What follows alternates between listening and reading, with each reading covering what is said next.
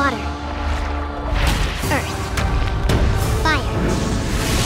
Air. Hey guys, it's Hannah, and today I am super excited because I have created an original tag video, and if you couldn't already tell from my costume and the title and the thumbnail of this video, it is the Avatar: The Last Airbender book tag. So if you didn't already know this about me, Avatar: The Last Airbender is one of my all-time favorite things in existence. I've been watching it ever since it came out and I was really young, up until the end of Legend of Korra. I've rewatched each of them several times, more than I can count. I am just obsessed with it, completely and utterly obsessed. And I'd never seen a tag based around Avatar before, so I decided that I would just create my own because I had a lot of ideas for it and I really wanted to come up with these questions and I really wanted to answer them. Also, it gave me an excuse to dress up, and I will take any excuse to cosplay, so that was a bonus point right there. So you don't have to have watched Avatar to do this tag. All the questions are pretty general. They're just kind of based off of some of the characters or some of the settings or themes in Avatar, but you could answer any of these questions without ever having watched it, so please feel free to do so. But the way that this tag is going to be structured is that it's going to be divided by the 4 nations: water, earth, fire, and air, and within each nation there are going to be 3 questions, so a total of 12 questions in the whole tag. So without any further ado, let's get into the first nation, which is water. So question number 1 is Sokka and Katara, your favorite sibling relationship. For me, this is hands down, always has been, always will be, Fred and George from Harry Potter. These two twins are just the greatest. I feel like there isn't much I can say about them that hasn't already been said, but if you've read Harry Potter, I'm pretty sure you also love Fred and George. How could you not love Fred and George?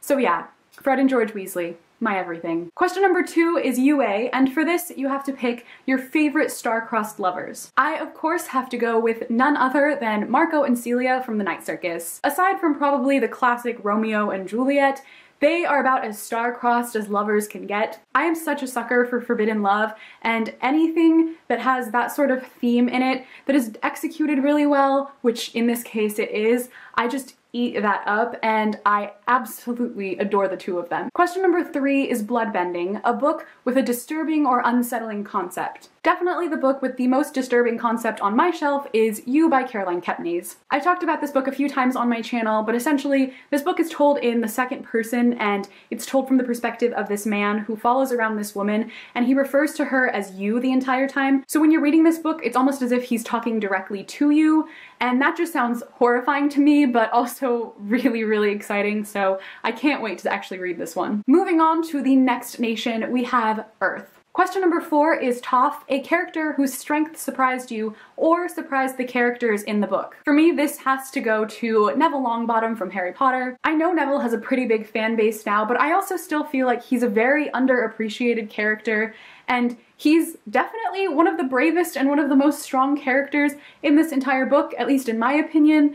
And his strength definitely surprised the characters in this book, and he definitely surprised me while I was reading it for the first time. Question number 5 is The Tales of Ba Sing Se. Pick your favorite novella or short story collection or a collection of poems. So for this, I chose Lullabies by Long Lev. This is one of my favorite poetry collections I've ever read. Her poetry is absolutely beautiful, and it's really simple, but it captures you in such a relatable way that you will just fly through it. I absolutely loved it. I have obviously marked so many of the poems in here because I enjoyed so many of them, so I would highly recommend her if you want to get into some more contemporary poetry. Question number 6 is the Kyoshi Warriors. Pick your favorite warrior character. Now there are a lot of warriors that I like, but for this I decided to go with someone that I feel like I don't really talk about enough on my channel, and I absolutely love her, and that is Manon Blackbeak from the Throne of Glass series. Now if you've watched my Queen of Shadows book talk, or you've watched a few of my videos, you know that I'm not really the biggest fan of Queen of Shadows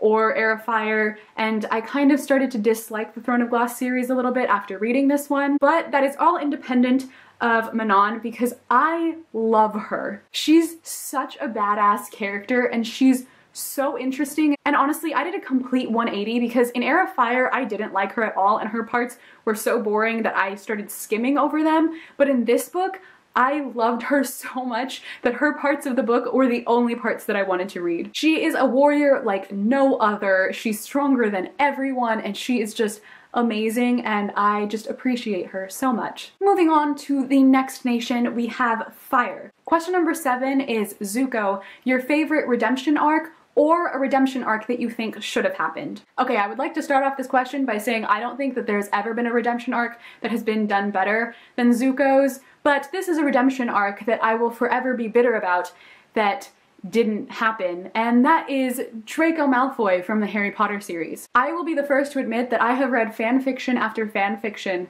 of Draco getting a redemption arc, and honestly, I just eat that stuff up. I want it so badly. While he was a terrible spoiled brat for all of the books, and nobody can deny that, I just think that if he was given that redemption arc, if he had been given that character development, it would have made his character just exponentially more interesting. I would give anything for it. Anything. I would read an entire series just from Draco's perspective, where he actually gets a redemption arc and changes and grows, and oh my god, that would be my everything. Question number 8 is Iroh, the wisest character. For this, I'm going with a character who I deem to be very wise, especially considering his age, and that is Magnus Bane from the Mortal Instruments series. Magnus is just one of my all-time favorite fictional characters, and part of it is definitely how wise he is. I've always loved how much people depend on Magnus and go to him for advice and seek his wisdom. And he's not like your typical wise character, not like Iroh exactly, because he's so flamboyant and so silly sometimes,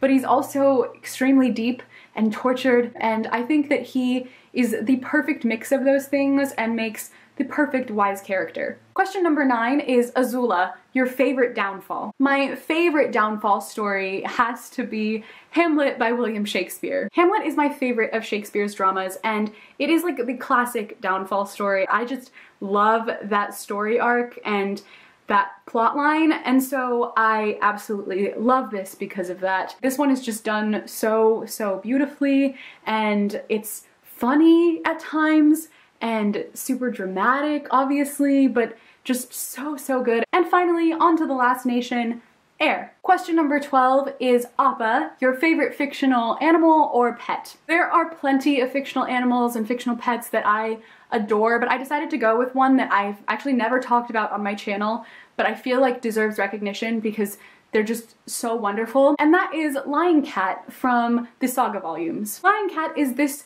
beautiful creature right here on the cover, and she is just this super sassy cat who is just beautiful and wonderful, and I love her to pieces. She's just unlike a lot of other fictional pets because she has such a distinct personality, and I love her. I love her so much. So if you have yet to check these out and need a little push, I highly recommend checking them out, if for nothing else other than Lion Cat, because she's the greatest. Question number 11 is Aang, the purest cinnamon roll. Now, while Aang is the truest, most pure cinnamon roll, too pure, too good for this world, I decided to go with a different character, obviously, and that is Dante from Aristotle and Dante Discover the Secrets of the Universe. Dante is just such an innocent little boy, and I love him so much, and I will protect him at all costs because he truly is too pure and too good for the world. He's just so kind and so loving and deserves the best in the world, so he definitely gets the title of the purest cinnamon roll. And finally, question 12, the Avatar state. A character who is extremely stubborn and struggles with letting go. Now, I decided to go with quite a literal example for this, and for any of you who have read this book, you will know exactly what I mean, but that is Connor from A Monster Calls by Patrick Ness. This book is extremely depressing and probably made me cry more than almost any book I have ever read, and the main plot revolves around Connor getting visited by this monster in his dreams, or he thinks it's dreams and he's not exactly sure, and he is struggling with something and he's struggling with letting go of something. So that is why I chose him for this, because I felt like it was very fitting. So that is it, guys, for the Avatar: The Last Airbender book tag. I had so much fun making this video and putting all these questions together and answering them, so I really hope you guys enjoyed watching this too. I have like a million more questions that I came up with, but I narrowed it down to 12 because I didn't want this video to be ridiculously long. So let me know if you guys would like a part 2 to this tag, or if you guys would like to see a Legend of Korra book tag. any of those things, all of those things. I'm not kidding, I have so many ideas and I don't want to subject you to all of that Avatar. So I'm gonna tag a few people down in the description box, specifically people who I know who have watched and enjoyed Avatar, but I tag every single one of you who is watching this video who loves Avatar or who has never even seen Avatar but still wants to answer these questions. Please do the tag, feel free, you can say that I tagged you, tweet me on Twitter or message me on Instagram and tell me that you did it, wherever, and I will definitely watch it because I would love to see you guys answer these questions. Also feel free to leave your answers to any of these questions in the comments below and I will discuss them with you, or if you just want to talk about Avatar, that's cool too. I will talk to you about Avatar all day long. So thank you guys so much for watching this video. I hope you enjoyed and I will see you in my next video. Bye!